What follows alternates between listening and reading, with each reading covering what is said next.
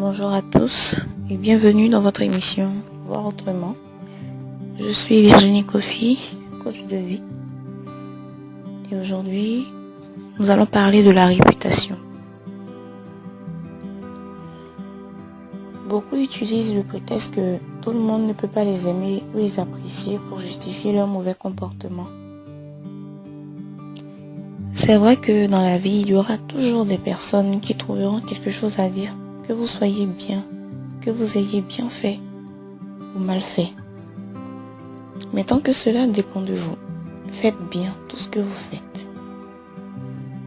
En effet, l'image que les autres ont de vous compte, leur avis, leur façon de vous voir compte vraiment.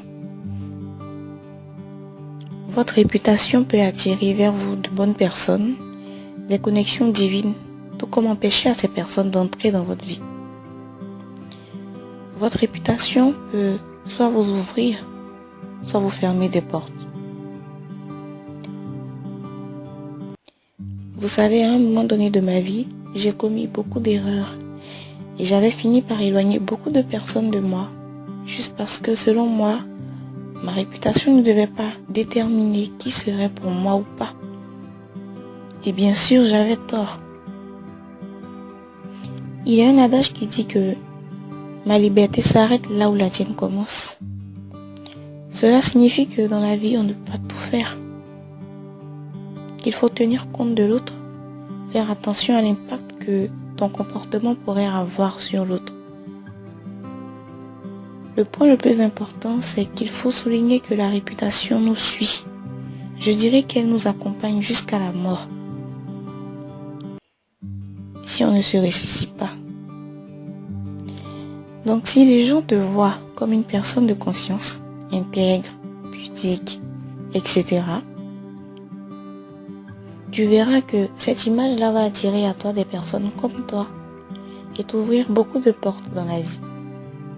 Mais si, dès ta jeunesse, tu es réputé pour ne dire que des mensonges, trahir, une personne qui ne respecte rien et que tu ne prends pas conscience, le regard que les autres auront de toi va te coller à la peau, telle une étiquette. Ta réputation te précède. Elle t'annonce. Tu peux ne pas avoir les moyens, mais ta réputation, ton bon témoignage, peut te propulser à un niveau dont tu n'as pas idée. Donc tu peux avoir beaucoup de moyens, mais si tu as une mauvaise réputation, tu n'auras pas beaucoup de personnes, je dirais sincères, pour profiter avec toi. Les gens viendront vers toi par intérêt, avec des intentions cachées. La Bible dit dans Proverbe 22, verset 1. La réputation est préférable à de grandes richesses. Et la grâce vaut mieux que l'argent et que l'or. Dieu dit que ta réputation a plus de valeur que d'avoir de grandes richesses. Donc ta réputation est plus importante, a plus de valeur que d'avoir une grosse maison, une grosse voiture, une grosse entreprise. Peut-être que tu t'es juré de sortir de la misère dans laquelle tu as grandi à tous les prix. Tu as 16 ans, 18 ans et les hommes que tu fréquentes ont 50 ans ou plus. Ou des hommes mariés qui ont des enfants plus âgés parfois même que toi. Mais tu t'accroches à ce soi-disant bonheur. Parfois même d'autres sacrifient leur amour de jeunesse parce qu'ils n'ont pas encore les moyens. Et tout cela sous le regard des autres.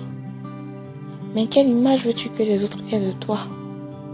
Peut-être que tu le fais mais en cachette. Oui, devant les hommes tu peux te cacher. Mais est-ce que tu le peux devant Dieu qui sait tout? Qui penses-tu tromper?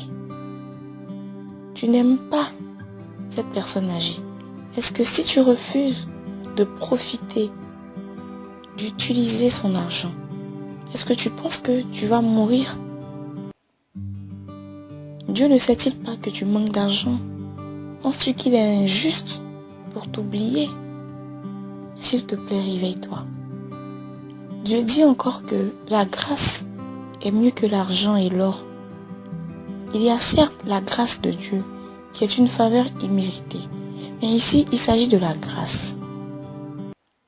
Du fait d'être gracieux, qui signifie aussi être agréable, qui vient de agréer. Quelqu'un qui plaît et qui est agréé. Cela signifie que bon nombre de personnes s'accordent et valident ta façon de vivre, de te comporter, et que Dieu même valide ta vie en fait. Et selon Dieu, cela est mieux que l'or et l'argent. Je ne dis pas qu'il faut vivre en fonction des autres, que vous devez attendre l'approbation des autres avant de vous lancer dans quelque chose, mais que chacun puisse comprendre l'importance de l'image que les autres ont de nous.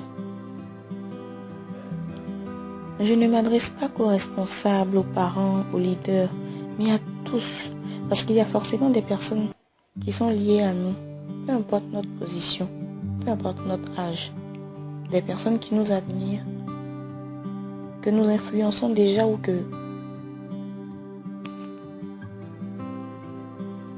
tôt ou tard nous influencerons. Nous devons garder à l'esprit qu'il y a forcément quelqu'un dans ce monde à qui nous devons donner l'exemple à travers notre façon de nous habiller, les endroits que nous fréquentons, les personnes que nous fréquentons, nos valeurs, de comment on valorise notre corps, etc., etc. La Bible dit dans Romains 14, verset 13, « Ne nous jugeons donc plus les uns les autres, mais pensez plutôt à ne rien faire qui soit pour votre frère une pierre d'achoppement ou une occasion de chute. » Vous savez, quelqu'un qui pense à surveiller sa vie est une personne qui recherche constamment la sagesse. Et la sagesse est une faculté que nous avons beaucoup négligée, mais qui a du prix aux yeux de Dieu et qui peut nous emmener loin, très loin dans la vie. Je tiens à vous encourager. Et si dans ce message, vous vous êtes senti concerné, lisez tout le livre de Proverbes, un chapitre par jour. Il y en a 31. Vous découvrirez comment cela est important de rechercher la sagesse, d'avoir une bonne vie. Et vous verrez que finalement, c'est pas si difficile de le faire. Parce que la parole de Dieu va vous donner la force et la révélation dont vous avez besoin pour atteindre ce niveau-là. C'était Virginie Kofi, votre coach personnel. Je vous dis à très bientôt et je vous souhaite une très belle vie.